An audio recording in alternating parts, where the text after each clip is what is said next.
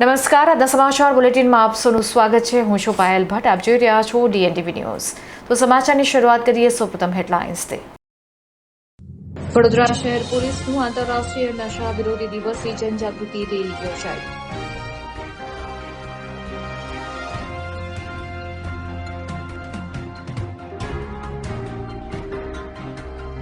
વડોદરા કોર્પોરેશનના કરાર આધારિત કર્મચારીઓનો આક્રોશ।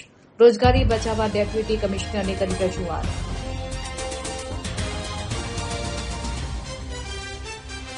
વાઘોડિયાના મુવાડા ગામના પ્રવેશ દ્વાર પર જ કાદવ કીચડનું સામ્રાજ્ય। PWD વિભાગની નબળી કામગીરી સામે ગ્રામજનોમાં આક્રોશ। હવે જોઈએ સમાચાર વિગતવાર। વડોદરા શહેર પોલીસ દ્વારા આંતરરાષ્ટ્રીય નશા વિરોધી દિવસની ઉજવણી અંતર્ગત મહારાજા સયાજીરાવ યુનિવર્સિટી ખાતે જનજાગૃતિ રેલી અને કાર્યક્રમો યોજવામાં આવ્યા। વડોદરા શહેરને ડ્રગ્સ મુક્ત કરવા અને યુવા ધનને બરબાદ થતું અટકાવવા માટે વડોદરા શહેર પોલીસ એક્શન મોડમાં આવી છે। 26મી જૂને ઉજવાનારા આંતરરાષ્ટ્રીય નશા વિરોધી દિવસ નિમિત્તે વડોદરા શહેર પોલીસ અને ફેથ ફાઉન્ડેશનના સંયુક્ત ઉપક્રમે મહારાજા સયાજીરાવ યુનિવર્સિટી ખાતે એક ભવ્ય ડ્રગ્સ અવેરનેસ કાર્યક્રમ અને જનજાગૃતિ રેલીનું આયોજન કરવામાં આવ્યું હતું। આ પ્રસંગે પોલીસ તંત્ર દ્વારા ડ્રગ્સના દૂષણને જડમૂળમાંથી નાબૂદ કરવા માટે ખાસ મિશન ક્રેકડાઉન કેમ્પેનની સત્તાવાર જાહેરાત કરવામાં આવી છે। આ જનજાગૃતિ અભિયાન અંતર્ગત વડોદરા પોલીસ મુખ્યત્વે 2 સ્તર પર આયોજનબદ્ધ કામગીરી કરી રહી છે। કાયદાકીય કડક પગલાં અને ઓપરેશન્સ દ્વારા શહેરમાં ડ્રગ્સ ઘુસાડતી નેટવર્ક અને સપ્લાય ચેઇનને સંપૂર્ણ તોડી પાડવી। ફેથ ફાઉન્ડેશનના સહયોગથી વ્યસનની ગર્તામાં ધકેલાયેલા યુવાનોનું યોગ્ય કાઉન્સેલિંગ કરવું અને તેમને વ્યસન મુક્તિ કેન્દ્રમાં સારવાર આપીને ડ્રગ્સની માંગ નહિવત કરવી। આ વિશેષ જનજાગૃતિ કાર્યક્રમમાં વડોદરા શહેરના ઉચ્ચ પોલીસ અધિકારીઓ, જવાનો તેમજ મોટી સંખ્યામાં વડોદરાના જાગૃત નાગરિકો અને વિદ્યાર્થીઓ જોડાયા હતા। કાયદાકીય નિયંત્રણ અને સામાજિક સુધારણાના અનોખા સમન્વય દ્વારા શહેરમાં ડ્રગ્સના કેસ ઘટાડવા માટે પોલીસ કટિબદ્ધ દેખાઈ રહી છે। 26 જૂન ઇન્ટરનેશનલ ડે અગેન્સ્ટ ડ્રગ્સ તરીકે ઉજવવામાં આવે છે, પરંતુ આજે 23 જૂને વડોદરા શહેર પોલીસ અને ફેથ ફાઉન્ડેશનના સંયુક્ત ઉપક્રમે એક આ જનજાગૃતિ કાર્યક્રમનું આયોજન કરવામાં આવ્યું છે। પોલીસ એ સપ્લાય દ્વારા જે સપ્લાય રિડક્શન જેને કહેવાય, કાયદા દ્વારા નિયંત્રણ, અને બીજો એટલો જ અગત્યનો કોમ્પોનન્ટ છે જનજાગૃતિ દ્વારા નિયંત્રણ, કે જે લોકો પીનારા છે, જેમને છોડવું છે, સુધરવું છે, તો એમને છોડાવીને આપણે ડિમાન્ડ રિડક્શન દ્વારા નિયંત્રણ કરી શકાય। એટલે આજે આપ જોવો છો કે સમગ્ર પોલીસ ડિપાર્ટમેન્ટ આજે આપને રોડ પર અવેરનેસ પ્રોગ્રામમાં તમામ કક્ષાના અધિકારીઓ જોડાયેલા આપે જોયા, અને એ જે એક મિશન ક્રેકડાઉન કરીને વડોદરા પોલીસનું એક કેમ્પેન છે, જેની અંદર સપ્લાય રિડક્શન, કાયદા દ્વારા નિયંત્રણ અને ડિમાન્ડ રિડક્શનની અંદર ફેથ ફાઉન્ડેશનની ભૂમિકા આવે છે, કે જે લોકોને છોડવું છે એમને કાઉન્સેલિંગ કરવું, વ્યસન મુક્તિ કેન્દ્રમાં લઈ જવા, સારવાર આપવી। એટલે આ બંને તરફથી એક આ મિશન ક્રેકડાઉનનો પ્રયત્ન છે કે વડોદરાની અંદર ડ્રગ એબ્યુઝના ઇન્સિડન્સીસ ઘટે અને તો આ જે ડ્રગ્સનું જે પ્રિવેલન્સ છે એ કંટ્રોલમાં આવે। વડોદરા કોર્પોરેશનના કરાર આધારિત કર્મચારીઓ પોતાની નોકરીને લઈને ચિંતિત છે, ત્યારે રોજગારી બચાવવા માટે ડેપ્યુટી કમિશનરને રજૂઆત કરવામાં આવી હતી। વડોદરા મહાનગરપાલિકામાં છેલ્લા 8 થી 9 વર્ષથી કરાર આધારિત ફરજ બજાવતા કર્મચારીઓ હવે પોતાની નોકરી અને ભવિષ્ય બચાવવા માટે મેદાને ઉતર્યા છે। કોર્પોરેશનના વિવિધ વિભાગોના આશરે 75 થી 80 જેટલા કર્મચારીઓએ એકત્રિત થઈને ડેપ્યુટી કમિશનરની રૂબરૂમાં લેખિત રજૂઆત કરી હતી અને કાયમી નોકરી અથવા વૈકલ્પિક રોજગારી આપવાની ઉગ્ર માંગ ઉઠાવી હતી। મહાનગરપાલિકાની વડી કચેરી ખાતે ઉમટી પડેલા કર્મચારીઓએ પોતાનો આક્રોશ ઠાલવતા જણાવ્યું હતું કે તેઓ છેલ્લા 1 દાયકા જેટલા લાંબા સમયથી શહેરના જુદા જુદા વિભાગોમાં પ્રામાણિકતાપૂર્વક સેવા આપી રહ્યા છે। આમ છતાં વર્તમાન પરિસ્થિતિમાં તેમની નોકરીઓ પર અચાનક જોખમ ઊભું થયું છે, જેને કારણે તેમના પરિવારો આર્થિક સંકટમાં મુકાઈ શકે તેમ છે। જો તંત્ર દ્વારા કોન્ટ્રાક્ટ પ્રથા બંધ કરવામાં આવતી હોય તો વર્ષોથી રાત દિવસ જોયા વિના સેવા આપતા એવા જૂના કર્મચારીઓને છૂટા કરવાને બદલે તેમને માનવતાના ધોરણે કાયમી નોકરી આપવી જોઈએ। કર્મચારીઓના જણાવ્યા મુજબ આ નિર્ણય સાથે આશરે 75 થી 80 પરિવારોની રોજી રોટી સીધી રીતે જોડાયેલી છે। જો તંત્ર દ્વારા તેમની માંગણીઓ પ્રત્યે હકારાત્મક વલણ અપનાવી યોગ્ય વૈકલ્પિક વ્યવસ્થા કરવામાં નહીં આવે તો આગામી દિવસોમાં આ લડત વધુ ઉગ્ર બને તેવી પૂરેપૂરી શક્યતા છે। જયમીન પટેલ છું। હું આટલા 9-8 વર્ષથી મેં કોર્પોરેશનમાં કામ કરી રહ્યો છું અને કેશ કાઉન્ટરમાં સંભાળી રહ્યા છે। અને એકદમ જ 10 તારીખે ફોન આવીને અમને એવું કીધું છે કે ભાઈ તમારે 30 તારીખથી આવવાનું નહીં. ત્યાર પછી અમને એવું કીધું કે 15 તારીખથી પરિપત્ર જાહેર કર્યો છે અને 30 તારીખ સુધી કમ્પલસરી આવવાનું. ત્યાર પછી અમને બધાએ તમારી કોઈ બીજી જોબ શોધી લેવાની. અત્યારે અમે એની રજૂઆત કરવા માટે અમે ડેપ્યુટી કમિશનરને મળવા આવ્યા હતા અને એમણે એવું કીધું છે કે હું અંદર ચર્ચા કરીને વાત કરીને ચીફ એકાઉન્ટન્ટને વાત કરીને કરું છું તમારી જોડે વાત. તમે નોકરી કઈ કંપનીમાં કરતા? અમે એરમ કંપનીમાં નોકરી કરતા હતા. એ કંપની હા. કોર્પોરેશન? વીએમસી એ એક્સિસ બેંકને આપે છે કોન્ટ્રાક્ટ અને એક્સિસ બેંક એરનને આપે છે. એવી રીતે અમે આટલા વર્ષથી જોબ કરતા હતા. કેટલા લોકો છે? અમે 80 થી 75 જણ છે ટોટલ. આખા વડોદરામાં ડિપાર્ટમેન્ટમાં બધા અલગ અલગ અતિથિ ગૃહ છે, સ્વિમિંગ પુલ છે, પછી વોર્ડ ઓફિસ છે, ટાઉન પ્લાનિંગ છે, જન્મ મરણ શાખા છે, બધી તેવી અન્ય શાખાઓ છે. બધી કેશ ડિપાર્ટમેન્ટમાં બધા 80 છોકરાઓ છે જે વોર્ડમાં ઓલરેડી કામ કરી રહ્યા હતા છેલ્લા 9 વર્ષથી. વોર્ડના અને અલગ અલગ ડિપાર્ટમેન્ટના કોર્પોરેશનના દરેક વોર્ડમાં અમારા 80 થી 85 છોકરાઓ છેલ્લા 9 વર્ષથી કામ કરી રહ્યા હતા. હવે તાત્કાલિક એમણે અમને 10 તારીખે ફોન કરીને ખાલી મૌખિક કહ્યું અમારી કંપનીને જે એરન લિમિટેડ છે કે ભાઈ તમારે 30 તારીખે આપણો કોન્ટ્રાક્ટ પૂરો થાય છે. હવે 30 તારીખ છેલ્લી કહી દીધી. 30 તારીખ સુધી તો અમારે બેસવાનું જ છે. 1 તારીખે અમારે હવે બોર્ડમાં નથી આવવાનું. પણ એના પછી અમારું શું? 80 થી 85 છોકરાઓ જે છે એમનું ભવિષ્યનું શું? આજે અમારે 80 થી 85 છોકરાઓને રોજગારી છીનવાઈ જાય છે. બરાબર છે. નરેન્દ્ર મોદી સાહેબ રોજગારી આપવાની વાત કરે છે, અહીંથી અમારે રોજગારી જાય છે. અમારી એરન કંપની કે એક્સિસ બેંક એ બી અમારા સપોર્ટમાં નથી. અમે કોઈ બી સવાલ કરીએ છીએ તે કે તમારો લુકઆઉટ નથી, અમારો કોન્ટ્રાક્ટ પૂરો, તમે પૂરા. અમે કોઈ રોજગારી આપવા બંધાયેલા નથી. કોર્પોરેશનમાં બી અમને કોઈ બી જાતનો સપોર્ટ આપવા નથી. ખાલી કે જોઈએ છે અમારે તમારી કંપનીમાં વાત કરીને તમને રોજગારી આપવા માંગીએ છીએ. મારું નામ કિંજલ વ્યાસ છે. અમે લોકો વીએમસીમાં બોર્ડમાં કામ કરીએ છીએ કેશ તરીકેનું. છેલ્લા અમે લોકો 9-10 વર્ષથી કામ કરીએ છીએ અને અચાનક 20 દિવસ પહેલાં અમને કહી દીધું કે તમારે છૂટા થવાનું છે. એજન્સીવાળાએ હાથ અદ્ધર કરી દીધા છે. વીએમસી કોઈ જવાબ આપતું નથી. હવે અમે 9-10 વર્ષથી ક્યાં હવે અમે નોકરી શોધવા જવાના છે. શું કીધું આજે? આજે એવું કીધું છે કે વીએમસીવાળાએ ના નથી પાડી. અમે લોકો પ્રયત્ન કરીએ છીએ આટલા બધા જણને છૂટા નહીં થવા દઈએ. અમારે તો 80 થી 85 જણનો સ્ટાફ છે અને એટલું ફેમિલી છે એટલે 400-500 જિંદગીનો સવાલ છે.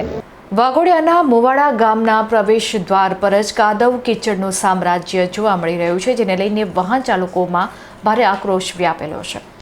વાઘોડિયા તાલુકાના મુવાડા ગામના મુખ્ય રોડની બિસ્માર હાલતને કારણે સ્થાનિક રહીશો અને વાહન ચાલકો ભારે હાલાકીનો સામનો કરી રહ્યા છે.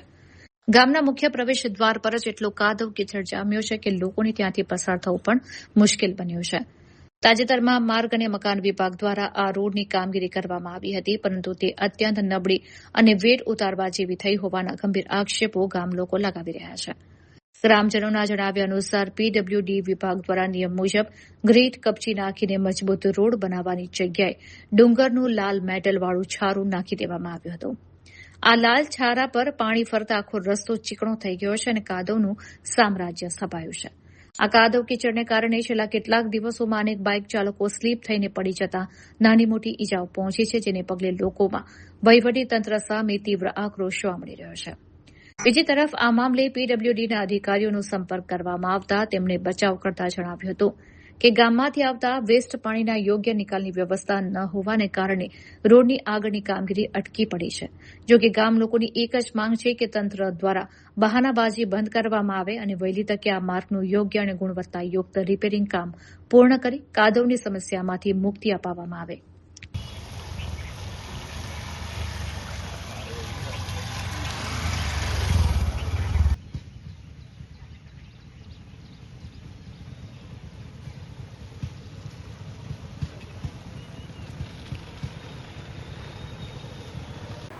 વડોદરાના માંજલપુર વિસ્તારમાં વસ્તી ગણતરી કરતા આંગણવાડીના કર્મચારી ઉપર હુમલો કરવામાં આવ્યો હતો. આ સાથે ગાળાગાળી કરતા હોવાનો વિડીયો સોશિયલ મીડિયામાં વાયરલ થયો છે.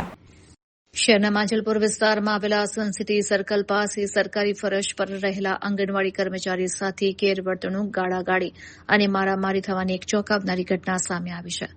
વસ્તી ગણતરીની કામગીરી દરમિયાન સર્જાયેલા વિવાદને પગલે સમગ્ર વિસ્તારના કર્મચારીઓમાં ભારે રોષ જોવા મળી રહ્યો છે.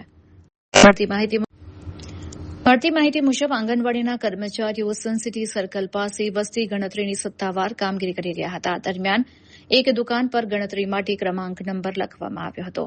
આ નંબર કેમ લખ્યો તે મુદ્દે સ્થાનિક દુકાનદારે કર્મચારી સાથે કોઈપણ કારણ વિના ઉગ્ર બોલાચાલી અને દલીલો શરૂ કરી દીધી હતી. પ્રાથમિક વિગતો અનુસાર વિવાદ કરનાર આરોપી તે સમયે નશાની હાલતમાં હોવાનું ચર્ચાઈ રહ્યું છે.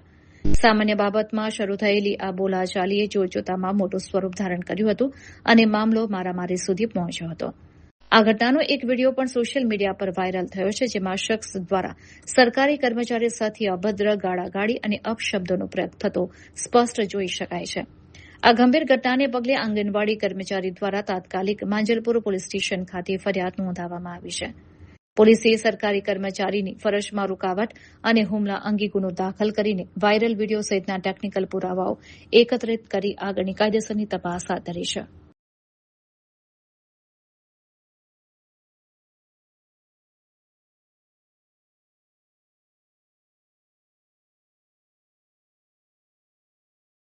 ગત 20 જૂનના રોજ માંજલપુર પોલીસ સ્ટેશનમાં એક ગુનો દાખલ કરવામાં આવેલો છે, જેમાં ફરિયાદી છે રિંકુબેન ડામોર, જેઓ આંગણવાડી કાર્યકર તરીકે નોકરી કરે છે અને વસ્તી ગણતરી કરવાની એમની જવાબદારી એમની નોકરી આપેલી હતી.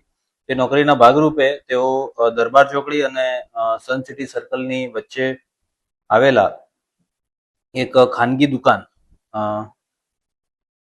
જેનું નામ છે ડ્રીમલેન્ડ કોમ્પ્લેક્સ, ત્યાં એન્જલ એન્ટરપ્રાઇઝ નામની દુકાન નંબર 23માં જ્યારે વસ્તી ગણતરી ની પ્રક્રિયા માટે ગયેલા, ત્યારે ત્યાં હાજર એક વ્યક્તિએ, અજાણ્યા વ્યક્તિએ તેમની સાથે ગાળાગાળી બોલાચાલી કરેલી અને સરકારી કર્મચારીના કામગીરીમાં અડચણ એ રીતની ફરિયાદીએ ફરિયાદ આપતા ભારતીય ન્યાય સંહિતાની કલમ 115(2), 296(b) અને 221 મુજબ ગુનો નોંધી હાલ તપાસ કરવામાં આવી રહી છે. ગુજરાતમાં નવચક્ર યોજનાનો ભવ્ય પ્રારંભ કરવામાં આવ્યો છે. આ પ્રારંભ અંતર્ગત શિક્ષણ, મહિલા સશક્તિકરણ અને આત્મનિર્ભરતાને નવી ગતિ મળશે. શહેરમાં યોજાયેલા એક ગરિમાપૂર્ણ સમારોહમાં રાજ્યના વિકાસને નવી દિશા આપતી મહત્વાકાંક્ષી નવચક્ર યોજનાનો સફળતાપૂર્વક પ્રારંભ કરવામાં આવ્યો છે. આ વિશેષ લોન્ચિંગ કાર્યક્રમનું પ્રેરણાદાયી આયોજન સિંગરવા ગ્રામ પંચાયત અને સરપંચ દ્વારા કરવામાં આવ્યું હતું. આ યોજના સપનાઓની ગતિ, ભવિષ્યની દિશા અને એક સાયકલ લાખો સપનાના મુખ્ય સૂત્ર સાથે કાર્યરત કરવામાં આવી છે. કાર્યક્રમ દરમિયાન મુખ્ય પ્રવક્તા અને સરપંચ અંકિતસિંહ ચૌહાણે યોજનાના મુખ્ય ધ્યેય પર પ્રકાશ પાડતા જણાવ્યું હતું કે આ યોજનાનો મુખ્ય હેતુ ગામની બહેનો, મહિલાઓને સ્થાનિક સ્તરે રોજગારી પૂરી પાડી આત્મનિર્ભર બનાવવાનો અને સરકારી શાળાના વિદ્યાર્થીઓને સાયકલ વિતરણ કરીને શિક્ષણ માટે પ્રોત્સાહિત કરવાનો છે. સાયકલ મળવાથી અંતરિયાળ વિસ્તારના બાળકો માટે શાળાએ પહોંચવું સરળ બનશે, જે હર બચ્ચે તક શિક્ષાના સંકલ્પને સાકાર કરશે. નવચક્ર યોજના એ માત્ર એક સાયકલ વિતરણનો કાર્યક્રમ નથી, પરંતુ સમાજના છેવાડાના માનવી સુધી પ્રગતિ પહોંચાડવાનું મહાઅભિયાન છે. આ યોજના અંતર્ગત સાયકલ નિર્માણ અને સ્થાનિક સ્તરે કૌશલ્ય વિકાસ દ્વારા યુવા રોજગાર માટે નવી તકો ઊભી કરવામાં આવશે. આ પહેલ દેશમાં નિર્માણ, દેશ માટે સમર્પણની ભાવના સાથે મેક ઇન ઇન્ડિયા અને આત્મનિર્ભર ભારતના વિઝનને વધુ મજબૂત બનાવશે. આજની સાયકલ એ આવતીકાલનું સફળ જીવન બનશે તેવા અતૂટ વિશ્વાસ સાથે આ કાર્યક્રમ સંપન્ન થયો હતો. આજરોજ અહીં સિંગરવા ખાતે આ નવચક્ર યોજના સરપંચશ્રી અને તેમજ ગામના આગેવાનો દ્વારા લોકભાગીદારીથી અમલમાં મૂકી છે.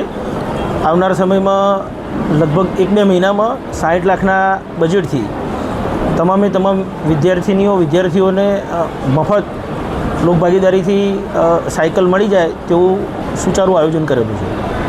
લોકભાગીદારી એટલે લોકો દ્વારા આપેલો ફાળો કે જિલ્લા પંચાયત પોતાના? ના, લોકો દ્વારા, ગામના આગેવાનો દ્વારા એકત્રિત થઈ યથાશક્તિ પ્રમાણે એકત્રિત કરેલો ફાળો. જિલ્લા પંચાયતથી શું મળશે? જિલ્લા પંચાયતથી હાલ જે કંઈ જરૂરિયાત લાગશે, જેવી રજૂઆત આવશે એવી કરીશું. વાઘોડિયામાં આવેલા એક કોમ્પ્લેક્સનું ગટર લાઇનનું કનેક્શન કાપી નાખવામાં આવ્યું હતું, ત્યારે આ બાબતને લઈને વિરોધ કરવાને બદલે કોમ્પ્લેક્સના માલિક દ્વારા ફટાકડા ફોડીને ખુશી વ્યક્ત કરવામાં આવી હતી. વાઘોડિયા નગરપાલિકા દ્વારા જૂની પોસ્ટ ઓફિસ પાસે આવેલા કલ્પચંદ્ર આઇકોન કોમ્પ્લેક્સનું ગટરનું કનેક્શન કાપવાની કાર્યવાહી હાથ ધરી હતી. અગાઉ નગરપાલિકા દ્વારા કોમ્પ્લેક્સ સંચાલકોને નોટિસ આપવામાં આવી હતી. નોટિસની મુદત પૂર્ણ થતાં તંત્રએ જેસીબી મશીનની મદદથી ગટર કનેક્શન કાપી નાખ્યું હતું. નગરપાલિકાની આ કાર્યવાહી દરમિયાન સ્થળ પર લોકોના ટોળેટોળા ઉમટી પડ્યા હતા. જો કે કાર્યવાહી પૂર્ણ થયા બાદ એક ચોંકાવનારો અને અનોખો બનાવ સામે આવ્યો હતો. કોમ્પ્લેક્સના માલિકના પતિ નિલેશ પુરાણીએ નારાજગી વ્યક્ત કરવાને બદલે ફટાકડા ફોડી પોતાની ખુશી વ્યક્ત કરી હતી. એટલું જ નહીં, તેમણે સ્થળ પર ઉપસ્થિત લોકોને મીઠાઈ વહેંચીને મોં મીઠું પણ કરાવ્યું હતું. તંત્રની કાર્યવાહી સામે વિરોધના સ્વરૂપે કે અન્ય કોઈ કારણોસર અપાયેલી આ પ્રતિક્રિયા સમગ્ર વાઘોડિયા પંથકમાં ચર્ચાનો વિષય બની છે. જો કે નગરપાલિકા દ્વારા આ કાર્યવાહી અંગે મીડિયાને કોઈ સત્તાવાર માહિતી આપવામાં આવી નથી. પરિણામે કાર્યવાહી પાછળના ચોક્કસ કારણો અંગે હજી સુધી સ્પષ્ટતા થઈ શકી નથી. વાઘોડિયા નગરપાલિકાને માનનીય નામદાર સેશન કોર્ટ છેલ્લા વર્ષમાં લગભગ 12 તારીખો પડી હતી. ત્યાં સુધી જવાબ આપવા નહોતા આવતા. એમનો જવાબનો હક પણ બંધ કરી દીધેલો હતો. ત્યાર પછીથી એક નોટિસ આપવામાં આવી. એ નોટિસ લઈને તાત્કાલિક અમે નામદાર કોર્ટ પાસે ગયા. તાત્કાલિક કોર્ટે માન્ય ચીફ ઓફિસર સાહેબને બોલાયા. એમનો વકીલ જે તે તારીખે પ્રેઝન્ટ થયા. બહુ શોર્ટ 2 દિવસ પછી બીજી તારીખ આવી.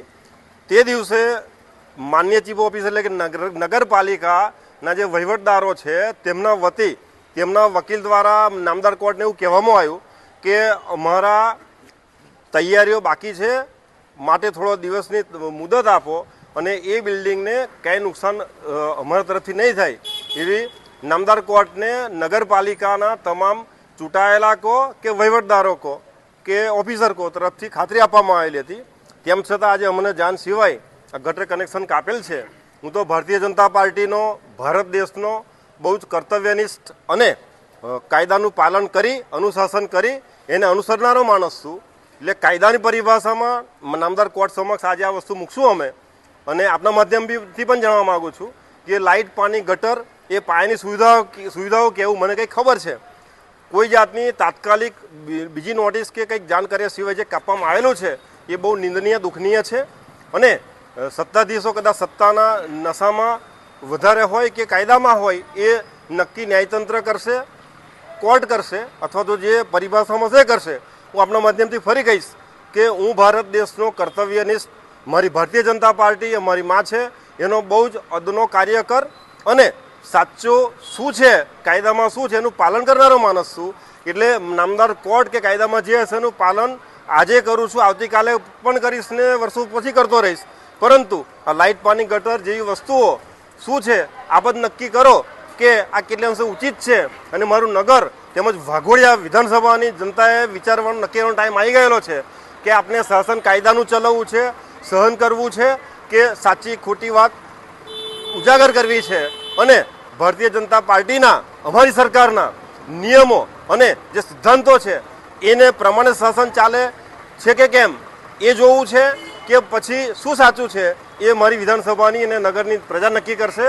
આજને દિવસે બહુ આપણે વધારે ન કહેતા હું નામદાર કોર્ટ સમક્ષ જઈ રહ્યો છું કે આ સાચું શું છે અમને ગાઈડ કરે અને અમને જે સાચું હશે ન્યાય આપશે. બસ આથી વધારે ક્યાંય કેવું નથી. જય જય ગરી ગુજરાત, ભારત માતા કી જય, વંદે માતરમ. ફટાકડા અને મીઠાઈ એટલા માટે કે મને જ્યાં સુધી કાયદાનું જાણ છે, નામદાર કોર્ટને વાઘોડિયા નગરપાલિકા વતી જ્યારે વકીલશ્રી એવું કહેતા હોય કે અહીંયા અમે કોઈ નુકસાન નહીં પહોંચે પણ ટાઈમ આપો, એ વકીલશ્રી અમને આજે પણ ફોન પર ખાતરી આપેલી છે કે અમે માનનીય જજને કહેલું છે એટલે વાંધો નહીં. તેમ છતાં આ લોકોએ આજે કૃત્ય કરેલ છે એ ભગવાન એમને સદબુદ્ધિ આપે એવી અમે ખુશી વ્યક્ત કરીએ છીએ કે કાયદાની પરિભાષામાં જે સાચું હોય એ સાચું ઠરે અને મારા નગરને જે સાચું એ દિશામાં લઈ જાય. એની આપ ખુશી કહો કે દુઃખ કહો પણ આ અભિવ્યક્તિ અમારી હતી. અમેરિકાના રોનોક શહેરમાં 22 જૂન પૂજ્ય ડોક્ટર જ્ઞાન વત્સલ સ્વામી દિવસ તરીકે જાહેર કરવામાં આવ્યો છે. ત્યારે આ ક્ષણ વડોદરા અને BAPS માટે ઐતિહાસિક ક્ષણ ગણાશે. BAPS સ્વામિનારાયણ સંસ્થા અને સમગ્ર વડોદરા શહેર માટે 22 જૂન 2026નો દિવસ વૈશ્વિક સ્તરે અતિ ગૌરવપ્રદ સાબિત થયો છે. સંસ્થાના સુપ્રસિદ્ધ પ્રેરક વક્તા પૂજ્ય ડોક્ટર જ્ઞાન વત્સલ સ્વામીશ્રીને યુનાઇટેડ સ્ટેટ્સ ઓફ અમેરિકામાં એક અત્યંત પ્રતિષ્ઠિત નાગરિક સન્માન પ્રાપ્ત થયું છે. અમેરિકાના વર્જિનિયા રાજ્યમાં આવેલા રોનોક શહેરના મેયર જોસેફ એલ કોબ દ્વારા 22 જૂનના દિવસને સત્તાવાર રીતે પૂજ્ય ડોક્ટર જ્ઞાન વત્સલ સ્વામી દિવસ તરીકે જાહેર કરવામાં આવ્યો છે.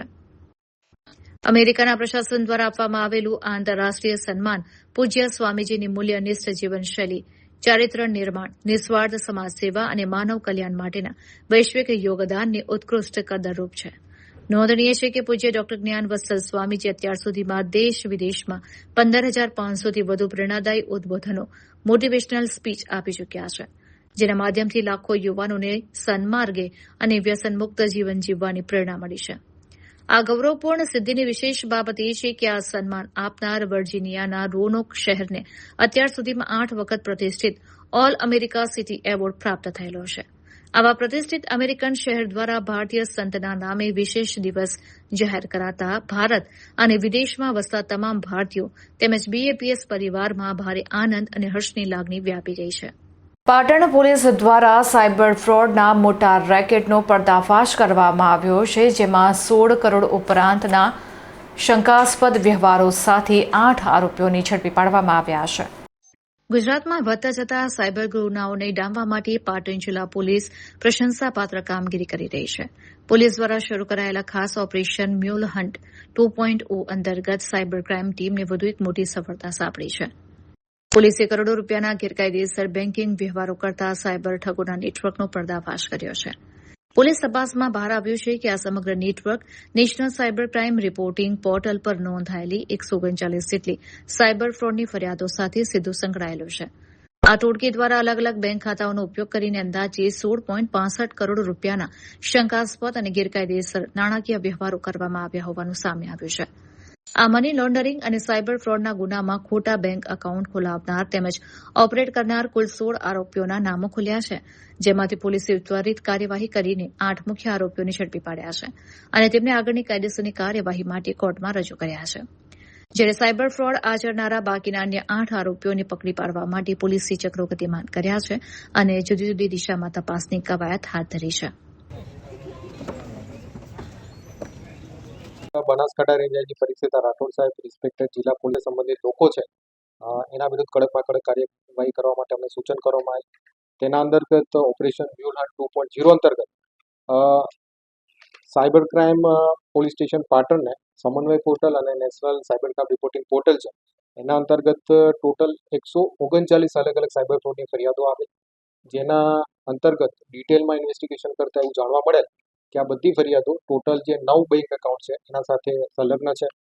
આ 9 બેંક એકાઉન્ટ ધારકો અને આ સાયબર ક્રાઇમનો જે ફ્રોડ છે એને અંજામ આપનાર બીજા ઇસમોની તપાસ કરતા જાણવા મળેલ કે આ જે ઘટના છે કોન્સ્પિરસી છે એમાં કુલ 16 લોકો સંડોવાયેલા છે અને અમાઉન્ટની વાત કરીએ તો ટોટલ 16.65 કરોડ રૂપિયાનું ટ્રાન્ઝેક્શન આ મ્યુલ એકાઉન્ટની મદદથી થયેલું છે, જેના આધારે કુલ 16 ઇસમો વિરુદ્ધ ઓફેન્સ રજીસ્ટર કરવામાં આવેલો હતો અને એમાંથી જે આ મ્યુલ એકાઉન્ટ હોલ્ડર છે એવા 8 લોકોની ધરપકડ કરવામાં આવી છે અને બાકીના જે લોકો છે એને પકડવાના બાકી છે. આ પકડાયેલા આરોપીની વાત કરીએ તો આરોપી નંબર 1 છે યાકુબભાઈ ઉર્ફે મુન્નો, રહેવાસી પાટણ. આરોપી number 2 Bhargav son of Rajeshbhai Nathalal Patel, રહેવાસી પાટણ. Vishal son of Baldevbhai Kapurbhai Raval. આરોપી નંબર 4 મનોજકુમાર ઉર્ફે મનુ રાવળ. આરોપી number 5 Vijaysinh son of Ladjiji Thakor, રહેવાસી એલમપુર પાટણ. આરોપી નંબર 6 દિનેશભાઈ ઉર્ફે બરફી જયંતિભાઈ રાવળ, રહેવાસી હારીજ. આરોપી નંબર 7 કનૈયાલાલ ઉર્ફે લાલાભાઈ ભરવાડ, રહેવાસી માતરવાડી પાટણ. આરોપી નંબર 8 રાજુજી સન ઓફ જગુબી ઠાકોર, રહેવાસી સરસ્વતી પાટણ. તો 8 આરોપી જે મ્યુલ એકાઉન્ટ હોલ્ડર હતા એમને અત્યારે પોલીસે પકડેલા છે અને બાકીના 8 આરોપીને પકડવાના બાકી છે.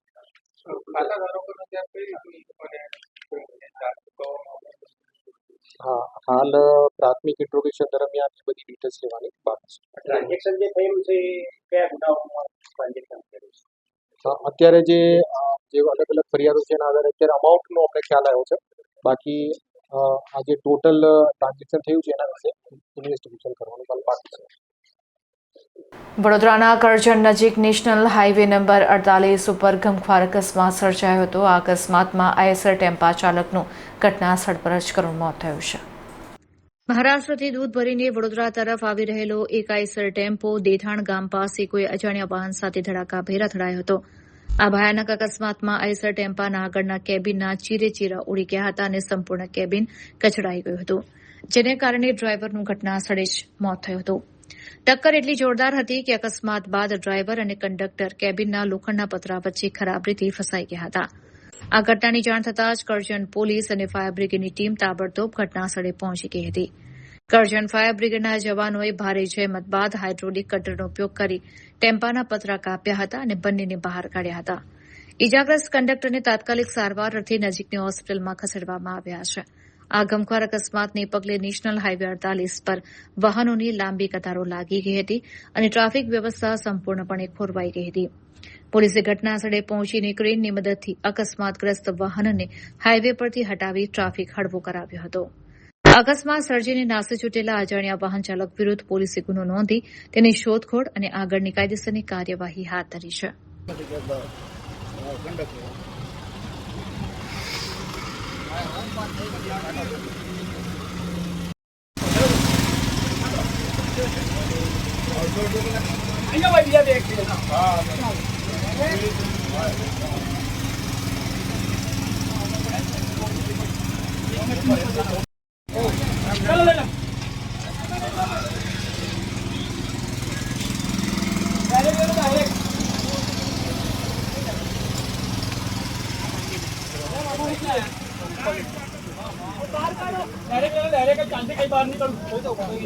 સુરત પોલીસ દ્વારા 13 તુજકો અર્પણ કાર્યક્રમ અંતર્ગત 222 જેટલા ગુમ થયેલા મોબાઈલ ફોન તેના મૂળ માલિકોને પરત આપવામાં આવ્યા હતા.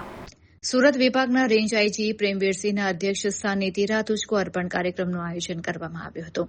આ અનોખા અભિયાન અંતર્ગત પોલીસે ટેકનોલોજીના માધ્યમથી શોધેલા લાખો રૂપિયાના મોબાઈલ ફોન તેના મૂળ માલિકોને રૂબરૂમાં પરત સોંપ્યા હતા.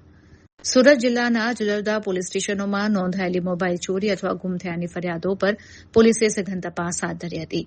સાયબર ક્રાઇમ અને પોલીસની ટીમોએ કેન્દ્ર સરકારના CEIR પોર્ટલનો કુશળતાપૂર્વક ઉપયોગ કરીને ટૂંક સમયમાં જ 42 લાખ રૂપિયાથી વધુની કિંમતના 222 જેટલા મોબાઈલ ફોન શોધી કાઢવામાં મોટી સફળતા મેળવી હતી. રેન્જ આઈજી પ્રેમવીરસિંહના હસ્તે પોતાના ગુમ થયેલા કિંમતી ફોન પરત મેળવીને અરજદારોના ચહેરા ઉપર ખુશીનો માહોલ જોવા મળ્યો હતો. અનેક નાગરિકોએ પોલીસની આ ત્વરિત અને પારદર્શક કામગીરીની સરાહના કરી હતી. આ સફળ અભિયાનને કારણે સામાન્ય જનતામાં સુરત જિલ્લા પોલીસ પ્રત્યેનો આદર અને વિશ્વાસ વધુ મજબૂત બન્યો છે.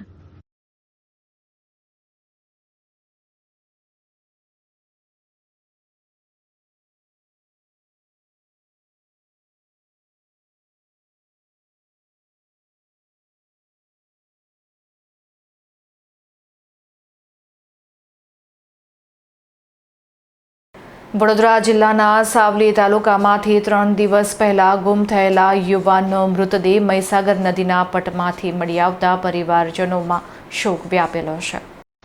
વડોદરા જિલ્લાના સાવલીના માતા ભાગોળ વિસ્તારમાં રહેતા 30 વર્ષીય દિલીપ ગોહિલ છેલ્લા 3 દિવસથી ગુમ હતા. પરિવારજનો દ્વારા તેમની શોધખોળ હાથ ધરવામાં આવી રહી હતી. આ દરમિયાન સાવલી અને આણંદને જોડતા બ્રિજની નીચેથી પસાર થતી મહીસાગર નદીના પટમાંથી આણંદ જિલ્લાની હદ વિસ્તારમાં એક મૃતદેહ મળી આવ્યો હતો. મૃતદેહની ઓળખ સાવલીના રહેવાસી દિલીપ ગોહિલ તરીકે થઈ હતી. મળતી માહિતી મુજબ 3 દિવસ અગાઉ નજીકના મંદિરના પૂજારીને નદી કિનારેથી 2 મોબાઈલ ફોન સહિત કેટલીક વ્યક્તિગત વસ્તુઓ મળી આવી હતી. જે અંગે પૂજારીએ તાત્કાલિક પોલીસને જાણ કરી તમામ વસ્તુઓ પોલીસને સોંપી દીધી હતી. પ્રાથમિક તપાસમાં 3 દિવસ અગાઉ દિલીપ ગોહિલે અગમ્ય કારણોસર મહીસાગર નદીમાં ઝંપલાવ્યું હોવાની શંકા વ્યક્ત કરવામાં આવી રહી છે. જો કે યુવકે આ પગલું શા માટે ભર્યું તે અંગે હજી સુધી કોઈ સ્પષ્ટ માહિતી સામે આવી નથી. ઘટનાની જાણ થતાં પોલીસનો કાફલો સ્થળ ઉપર પહોંચી ગયો હતો અને મૃતદેહને પોસ્ટમોર્ટમ માટે ખસેડી વધુ તપાસ હાથ ધરી છે. પોલીસ તપાસ પૂર્ણ થયા બાદ જ ઘટનાનું ચોક્કસ કારણ બહાર આવશે.